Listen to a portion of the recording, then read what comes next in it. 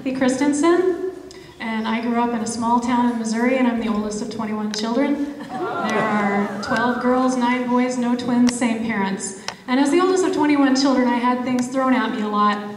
That's something that a lot of people don't know about being the oldest of 21 children, but it is a fact. And the first person that really threw things at me a lot was my dad.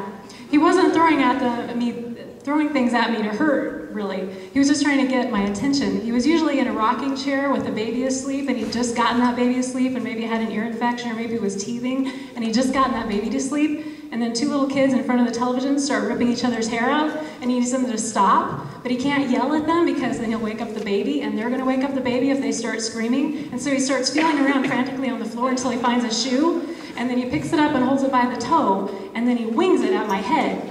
And that gets my attention, and when I look around, he says, "Stop those kids!" And then that's my cue to stop the kids. He also used it for, he'd wing it and hit you in the head, and then he said, "Get the cat off the table!"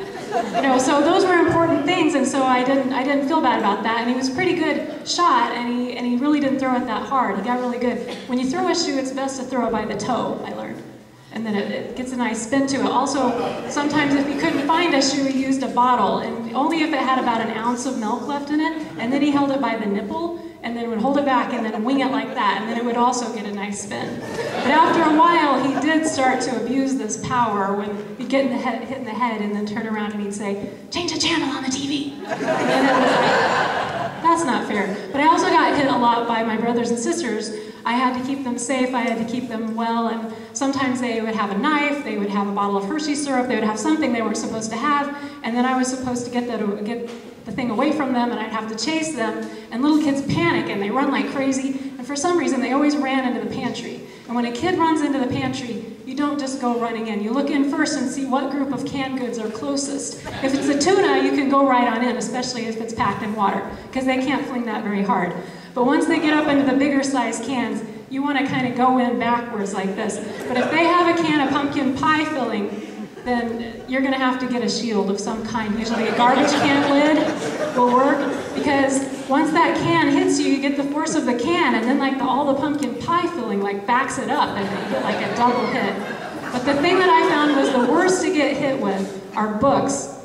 I was on the phone, I had come home from college, I had attained a boyfriend while I was in college.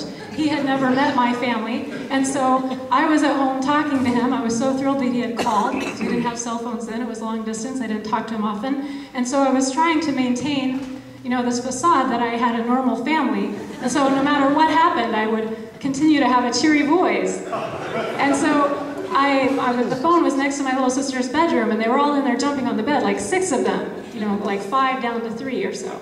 And they're all jumping on the beds, and they're cute as buttons individually, but when they run in packs like that, it can get really out of hand. So they're jumping on the bed hysterically, and I tell them to stop. I'm like, I know you couldn't hear me, but that's so my boyfriend couldn't hear me either, as I yell at them.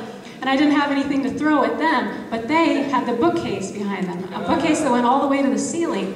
And just for fun, one of them grabbed a book and winged it at me. I was completely unprepared. It hit me right in the cheek, and I made the mistake of wincing. They just turned into wild animals. They were all grabbing books, flinging books as hard as I can. And I would retreat. We had a pretty long court, so I was retreating as far as I could, but they advanced, and they broke into teams. The little ones were carrying the books, all the ammunition, so the older kids' ammunition, so the older kids could take it and just keep winging and winging. And that's when you realize that picture books are really just small slivers of trees with sharp corners. And they're hitting me everywhere. And I'm continuing to say, yeah, you should come out sometime. That would be fun. I miss you so much. No, it's great here. No, I don't know what that noise is. And so this is the information that I have to share with you from my experience, is that if someone's going to throw something at you, if it's a book, run. But if you're ever in danger, go for the books or the pumpkin pie filling.